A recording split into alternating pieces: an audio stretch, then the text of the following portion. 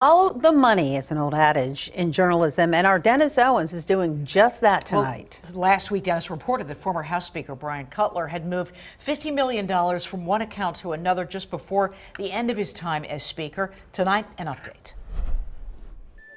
Just before relinquishing the Speaker's gavel, Brian Cutler moved tens of millions of dollars out of something called the Legislative Data Processing Center, and millions more out of the Speaker's account.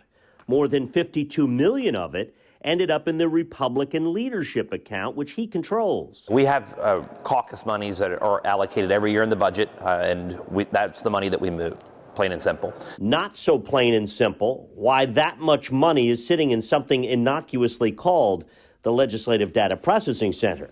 It certainly shouldn't be, and I agree with you 100%. That's the problem with the lack of transparency in this whole process, and that's what's so disconcerting, too, about the rating of these funds. Cutler counters that every financial move is made public. Plus, those monies are documented every year in the budget that both sides negotiate and vote on. We need to have a serious discussion about what money goes into the reserve. We call it slush funds, and we need to cap it. There's just got to be a ceiling on that money. The legislative reserves are more than $200 million, necessary, all sides argue, to fund themselves during a budget impasse. Where governors have, for lack of a better word, tried to starve out the legislature, outlast their ability to fight when we've had budget disputes.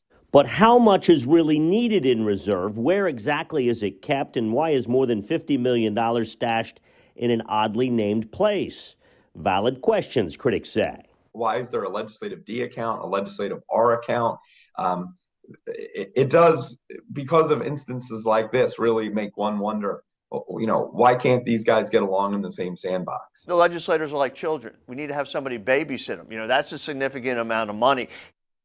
Cutler argues that because Republicans have been such good stewards of that money, they've been able to build up such a big reserve.